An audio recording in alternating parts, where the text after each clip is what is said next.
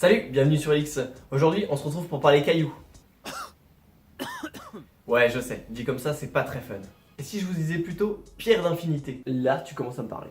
Les pierres d'infinité, ou gemmes de l'infini, sont un ensemble d'artefacts créés par Marvel. Combinées, elles forment un ensemble de pouvoirs sans limite, dont Thanos est très friand. Ma foi, toute chose a une limite. Et les Avengers finiront par le faire tomber. Dans cette vidéo, je vous les présente brièvement. Et par la suite, je vous ferai une vidéo détaillée de chacune d'entre elles. Générique.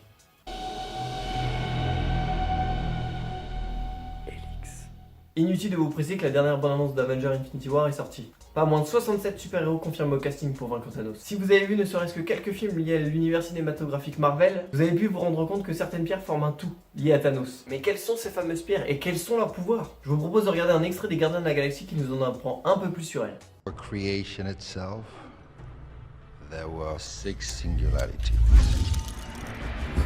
Then the universe exploded into existence, and the remnants of these systems were forged into concentrated ingots.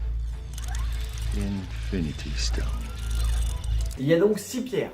Le but de Thanos étant de récupérer chacune d'entre elles afin de les équiper sur son gant infini pour obtenir tous leurs pouvoirs. Mais pour le moment, on a seulement connaissance des 5 premières.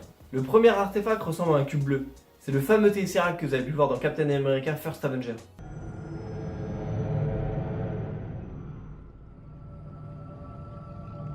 C'est un artefact puissant qui permet d'ouvrir des trous de verre dans l'espace afin de se déplacer. C'est d'ailleurs grâce à lui que Loki a ouvert un portail en plein milieu de New York dans le premier Avenger.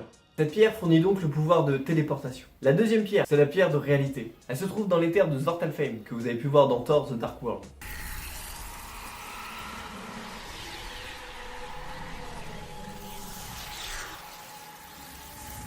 Cette gemme a le pouvoir de transformer toute matière en matière noire. La matière noire ou matière sombre désigne une catégorie de matière hypothétique invoquée pour rendre compte d'observations astrophysiques, notamment des estimations de la masse des galaxies ou des amas de galaxies, et les propriétés des fluctuations du fond diffus cosmologique. Oh, quelqu'un peut le faire taire? Allez, plus simple. Elle permet de s'immiscer dans un corps afin de lui voler toute sa force vitale pour la redonner au possesseur de la pierre. Ensuite, nous avons l'orbe violet, la pierre du pouvoir. Cette gemme dispose d'une très grande capacité de destruction. Observe.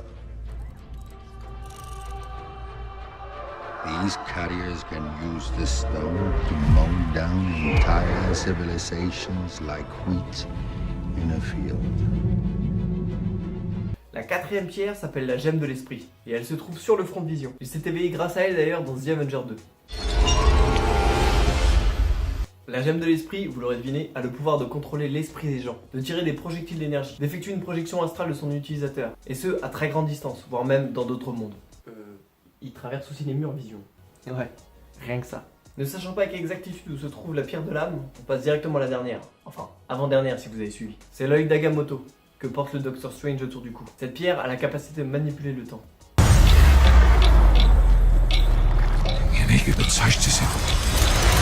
Si elle venait à toutes se retrouver sur le gant d'infini de Thanos, il se retrouverait avec des pouvoirs tels que téléportation, vampirisme, destruction, contrôle mental et manipulation du temps. Mais attends, du coup, si Thanos y met la main dessus... Merci d'avoir regardé ce récapitulatif sur les pierres d'infinité. Il vous servira sûrement pour la sortie d'Avenger Infinity War, qui approche à grands pas. Par ailleurs, merci pour les retours qui commencent à arriver, ça me fait vraiment plaisir. La chaîne est encore jeune, mais si elle s'agrandit, c'est grâce à vous. N'hésitez pas à me dire en commentaire ce que vous en avez pensé. Le but étant d'avoir une chaîne interactive, donc n'hésitez pas à me poser des questions sur les super-héros, et j'essaierai d'y répondre en vidéo. Bisous.